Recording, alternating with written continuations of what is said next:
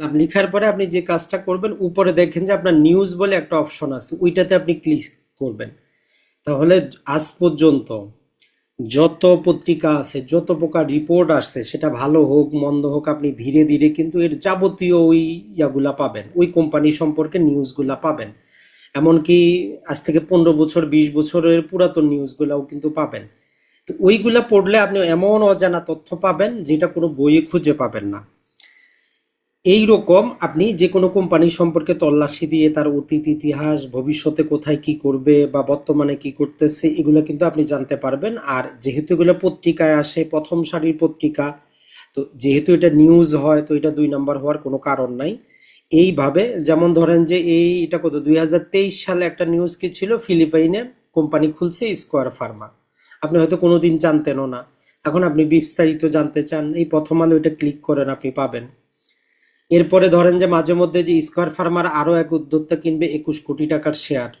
তো এরকম অসংখ্য নিউজ আপনি পাবেন। প্রতিটা কোম্পানি সম্পর্কে আপনি গুগলে যাবেন, গিয়ে নিউজে সার্চ দিবেন, ওই কোম্পানির যদি কোনো মামলা থাকে, কোনো কিছু থাকে, সবকিছু আপনি এখানে কিন্তু পাবেন। তো এইটা হচ্ছে একটা টেকনিক, তো ভবিষ্যতে আপনি কাজে লাগাইতে পারেন। তো আজকে আমরা এখানে মোটামুটি কয়েকটা কোম্পানি সম্ভবত নিয়েছি, যেই কতগুলা কোম্পানি আপনাদেরকে দিছিলাম, এটার মধ্যে আমরা আজকে স্কয়ার ফার্মাটা এবং বিএসআরএমটা একটু দেখার চেষ্টা করি। এইভাবে আপনি যাচাই করবেন নিজের মতো করে। এখন এখানে দুইটা আগে শব্দ শুনবেন আপনি, যখন যে কোনো রিপোর্ট পড়বেন, এই রিপোর্টের মধ্যে বা আপনি যখন ইপিএসটা যাচাই করবেন, রিপোর্টের মধ্যে এই কোথাও ইপিএস শুধু লেখা থাকবে, আর কোথাও লেখা থাকবে কনসোলিডেট ইপিএস। কনসোলিডেট মানে হচ্ছে ওই কোম্পানিটার আরো একাধিক কোম্পানি আছে, ওই বাকি সবগুলা থেকে মিলায় যে ইনকামটা, সেটাই হচ্ছে কনসোলিডেট ইনকাম বা কনসোলিডেট ইপিএস। যেমন ধরেন যে স্কয়ার ফার্মা তার প্রকৃত মূল ব্যবসা থেকে মাত্র 16 টাকা ইপিএস, আর বাকি অন্যান্য ব্যবসা থেকে বাকিটা এসে টোটাল ইপিএস হয়েছে 27 টাকা। তাহলে 7 আর 4 11 টাকা আসছে তার আরো যে অন্য কোম্পানিগুলো আছে সেগুলা থেকে। তাহলে কনসোলিডেট ইপিএস মানে হচ্ছে ওই কোম্পানির আরো যত অন্য ব্যবসা আছে, ওই ব্যবসার আয়গুলা অন্তর্ভুক্ত করা হয়েছে। তাহলে যে কোনো কোম্পানির রিপোর্টে যদি আপনি কনসোলিডেট ইপিএস দেখেন, তাইলে আপনি নর্মালি বুঝবেন যে কোম্পানির আরো ব্যবসা আছে। তাহলে আমরা এখন দেখি যেমন স্কয়ার কোম্পানির আর কি ব্যবসা আছে। এখন এইটাতে আপনি দুই প্রকারের নাম শুনবেন, একটা হচ্ছে যে সাবসিডারি কোম্পানি। সাবসিডারি কোম্পানি মানে হচ্ছে যে ওই কোম্পানিটা যেই কোম্পানিতে বিনিয়োগ করছে তার 51% অথবা তার উপরে তার শেয়ার আছে। বাংলাদেশের নিয়ম হইল কোনো কোম্পানি যদি বা কোনো পার্টনার যদি 51% যদি শেয়ার থাকে, ব্যবসাটা সে লিড করবে। আর যদি আপনার এই যে 50-এর নিচে চলে আসে, তাইলে তখন আমরা বলবো যে অ্যাসোসিয়েট কোম্পানি। তাহলে এই দুইটা জিনিস একটু মনে রাখবেন। সাবসিডারি মানে হচ্ছে সে এমন নতুন কোম্পানিতে বিনিয়োগ করছে যেখানে ওই মূল কোম্পানির 51% বা তার বেশি তার বিনিয়োগ। আর অ্যাসোসিয়েট হচ্ছে যে তার 50%-এর নিচে বিনিয়োগ, ওইটা হচ্ছে অ্যাসোসিয়েট কোম্পানি। এখন এদের তিনটা আছে অ্যাসোসিয়েট কোম্পানি, মানে ওই স্কোয়ার ফার্মার আপনি যে টাকাটা দিচ্ছেন, ওই টাকার অংশ দিয়ে এই কোম্পানিগুলো তৈরি। এই যে স্কয়ার টেক্সটাইল যেটা পৃথক একটা কোম্পানি আছে, এখানে তাদের 46%-এর উপরে শেয়ার আছে। তার মানে স্কয়ার টেক্সটাইল যদি বেশি লাভ করে, দিন শেষে আপনিও তার অংশটা কিছুটা পাবেন। এরপরে স্কয়ার ফ্যাশন বলে তাদের পৃথক আর একটা কোম্পানি আছে, সেখানে তাদের প্রায় অন অ্যাভারেজ 48% শেয়ার আছে। এরপরে স্কয়ার হসপিটাল আছে, এখানে তাদের 49, প্রায় বলতে গেলে 50%-এর মতো শেয়ার আছে। তাহলে এই কোম্পানিগুলাতে তাদের দেখেন যে 51%-এর কমে, এই জন্য আমরা বলতেছি যে এগুলো হচ্ছে তার অ্যাসোসিয়েট কোম্পানি। যেমন এই বছরের রিপোর্টে এই যে স্কয়ার ফ্যাশন এবং স্কয়ার হসপিটাল কোনো লাভ্যাংশ দেয় নাই। ওইখানের ম্যানেজমেন্ট বোর্ড অফ ডাইরেক্টর সিদ্ধান্ত নিয়েছে আমরা লাভ্যাংশ দিব না, কোম্পানিটাকে গ্রো করব, বাড়াবো। তার মানে এই দুটা থেকে যদি লাভ্যাংশ আসতো, তাইলে দেখতেন যে এই যে 27 টাকা যেটা ছিল স্কয়ারের, সেটা হয়তো 33 টাকার উপরে চলে যেত। তো আগামী বছর অবশ্যই আসবে, না হলে 2 বছর পরে অবশ্যই আসবে।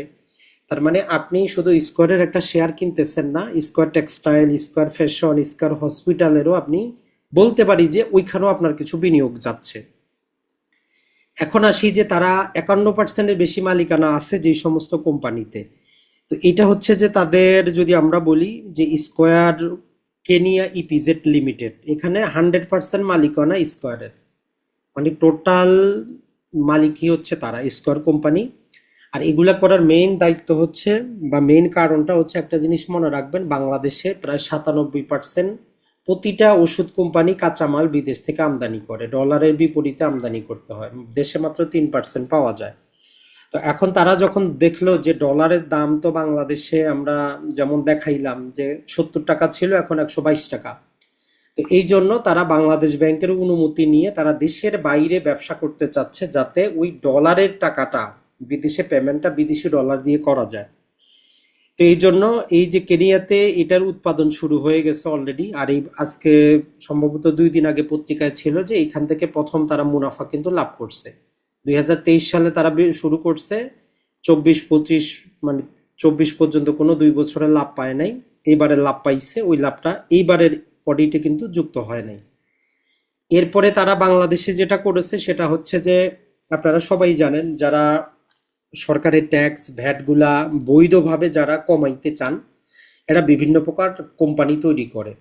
তো স্কয়ার কোম্পানি যেটা করেছে যে, স্কয়ার লাইফ সায়েন্স নামে তারা আরেকটা কোম্পানি তৈরি করছে, যার মূল কাজ হচ্ছে যে ওষুধের যে মূল উপাদান ওইগুলার কাজ করা। তো এখানে মোটামুটি তাদের 99% মালিকানা। এরপরে যেটা করেছে যে, স্কয়ারের যে প্রতিষ্ঠাতা তার নাম হচ্ছে স্যামসন, তার নামে তারা ফিলিপাইনে একটা কোম্পানি, এখানে তারা উৎপাদন করবে না, রপ্তানি করবে শুধু। আর কেনিয়াতে যেটা হচ্ছে যে, সেখানে তারা ওষুধ তৈরি করে ওই আফ্রিকা মহাদেশে বিক্রি করবে। আর এই ফিলিপাইনে তারা ওষুধ তৈরি করবে না, শুধু ওই ফিলিপাইন থেকে তারা বাজারজাত করবে। তো এই জন্য পৃথক একটা কোম্পানি তারা সেখানে গঠন করছে। তাহলে আপনি বুঝতে পারতেছেন যে, আপনি যে একটা স্কয়ারের শেয়ার কিনতেছেন, এর মানে এই না যে শুধু সে বাংলাদেশে যে ওষুধ বানাচ্ছে সেটা করতেছেন, এমন না। এর পাশাপাশি 2025 সালে জাস্ট গত কয়েকদিন আগে স্কয়ার কোম্পানি বাংলাদেশ ব্যাংক থেকে অনুমতি পাইছে যে তারা এই যে সংযুক্ত আরব আমিরাতে দুবাইতে তারা একটা কি করবে, এখানে তারা একটা কোম্পানি খুলবে। এটার জন্য প্রায় $10 লাখ বিদেশে নিয়ে আসার অনুমতি পাইছে। টোটাল সম্ভবত $25 লাখ, বাকিটা এখান থেকে তারা লোন নিবে। তার মানে আপনি যখন একটা কোম্পানি সম্পর্কে এইরকম অন্তত বেসিক তথ্যটা জানবেন যে কোথায় তারা কি করতেছে, এর পাশাপাশি যদি আপনি আর একটু খোঁজ নেন, তাইলে আপনি পাবেন যে বাংলাদেশে তার কয়টা ফ্যাক্টরি আছে, কোন ফ্যাক্টরিটা কোন জায়গায় অবস্থিত, মূল ফ্যাক্টরিতে কোনটা উপাদান হয়, উৎপন্ন হয়, কোনটা দেশের বাইরের জন্য কোন ফ্যাক্টরিটা, এগুলোও তথ্য আপনি পাবেন। কতজন কাজ করে, তাদের স্যালারি কেমন। তো ওইটা হচ্ছে কাদের জন্য, যারা ধরেন যে 50 লাখ, 1 কোটি, 10 কোটি বিনিয়োগ করবে, তাদের জন্য আরো জানা উচিত যে তারা তখন ক্যালকুলেশন করে যে আমি যে এত টাকা বিনিয়োগ করতেছি কোম্পানিটা আসলে কি করে। তাহলে একজন সাধারণ বিনিয়োগকারী হিসাবে যে আপনি যে 200 টাকা দিয়ে একটা স্কয়ারের শেয়ার কিনতেছেন, তার মানে শুধু আপনি স্কয়ারের শেয়ার কিনতেছেন না, এতগুলা কোম্পানি আপনি মোটামুটি কম হোক বেশি হোক এইগুলার মধ্যে আপনি বিনিয়োগ করতেছেন।